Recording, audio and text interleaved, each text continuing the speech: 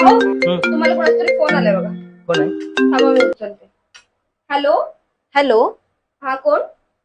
ते तुमच्या मिस्टरांचं आहे ना 5 लाखाचं लोन पास झालेलं आहे. हा हा थांबा थांबा मी त्यांच्याकडे देते. फोन द्या पहिला. हा हॅलो.